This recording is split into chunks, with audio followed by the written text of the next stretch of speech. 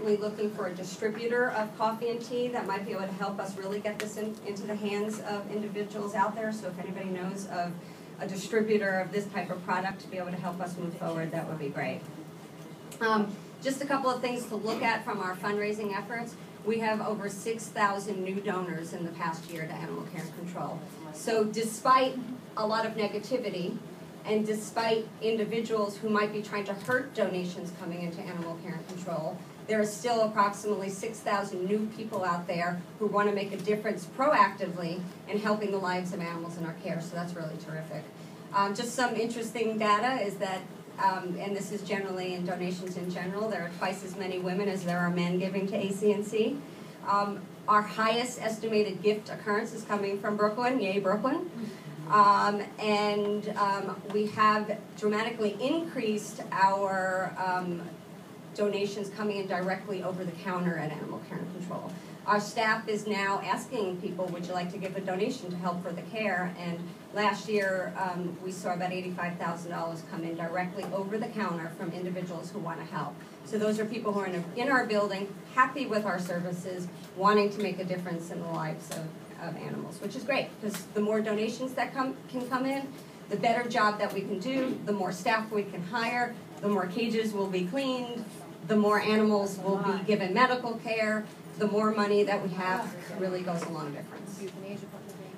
We've also been trying to increase our communications and marketing efforts, and some of the things that you have either already seen or are out there is we have created a whole new set of brochures and printed materials, everything from general information about ACNC, and also thanks to the Humane Society of the United States, they've allowed us to take a lot of their basic responsible pet ownership flyers, modify them for Animal Care and Control, and those will be in the facilities shortly. We've been trying to increase our presence at outreach events, doing more outreach events, and also bettering our look so that people know who we are and know how they can get involved in our organization. We've had quite a lot of people who want to help us promote adoptions and other areas. We have 3 main points: adopt, donate, and volunteer, which is what we look at in a lot of our messaging. And here's just a sample of one of the more recent billboards that have been out there about Animal Care and Control. This billboard was a direct result of an individual who adopted their dog at the Brooklyn shelter, was extremely happy, and as a result, he donated a billboard so other people can learn about adoption as well. And we've also hired a part-time social media person to try to focus not only on our website and our printed materials, but to also assist in working with us in trying to proactively work on social media. Sometimes that's difficult because there's a lot of other social media out there that unfortunately proactively attacks our social media efforts, but we are continuing to try to look at social media as a way to promote adoptions, get more donations in, and do a better job at Animal Care and Control. Just wanted to share that just last night, Animal Care and Control, the Department of Health, and Garrison Architects won an award. We won a design award in excellence. This is actually a prototype of what will be the new Staten Island Animal Care Facility. And we are very excited that this project is moving forward, and it has won an award for its design. So we're really looking forward to having that facility be upgraded and to be able to start having a better life for the animals at the Staten Island facility. Get a vet in there first. We are also looking at... You know, this is a regular meeting in the Animal Care Control Board. We need to hear what our director is saying. She's lying. It's all lies. I have to ask you to be quiet while the director is speaking, and if people are disruptive, I'm going to have to ask you. But there's 100 people waiting downstairs. How is this a public meeting? Yes, when 100 people are denied access? This is a lie. This is not a public meeting. It's closed to the public. Do not promote this public meeting when you do have people downstairs. Shame on you, Commissioner. Shame on you. Goodbye. No, don't go. Don't go.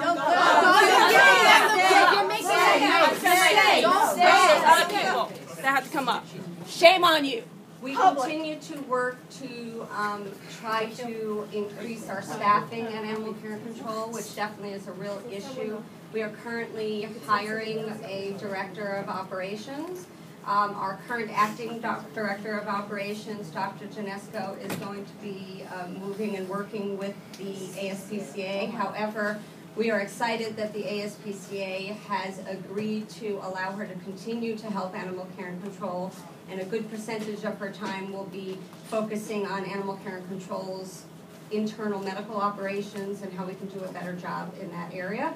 And we will also be able to have a full-time director of operations focusing on director of operations. We're continuing to interview right now, and hopefully in the next couple of weeks we will be able to make a decision, make an offer, and get moving on that. We have a variety of open positions that we are trying to fill, and they are all posted on our website in the hopes that somebody is going to apply for them and we can move forward in those positions, including New Hope staff, behavior staff, and kennel staff. We are, attracting veterinarians continues to be a problem for us at Animal Care and Control, and we have been proactively trying to attract veterinarians through emails and direct letters and presentations at veterinary meetings and associations. We do have a couple of leads on a couple of veterinarians, and we are very close to making a couple of offers to a couple of veterinarians. Hopefully they will accept, and we will be able to beef up our veterinary support. And again, we have summer challenges based on the amount of animals that come in and all the stuff that's going along with that. Our volunteer program continues to move forward. In the past year, we have trained over 537 people, and they've attended volunteer orientations. We have a couple of positive things. We have now a computer time clock so that we can keep track of volunteer hours and know exactly who's coming in and how many people are coming in. We've also been working hard to try to figure out to communicate with those volunteers that have gone through the orientation and have not come in to start volunteering, to ask why and what the reason for that is. And we've heard everything from it's too sad down to it's just not a good time for me because I'm on vacation, or because they are looking, that they're having too much work or whatever. So we've been trying to look at that, listening to what they're saying and try to address things accordingly. We've also launched a webinar program so that the training part of the volunteer program is now actually online and based on a webinar, so people can do it on their time frame instead of having to come into the building to a training class. So we hope that that's going to allow people to get through the volunteer program quicker and to be able to get started quicker.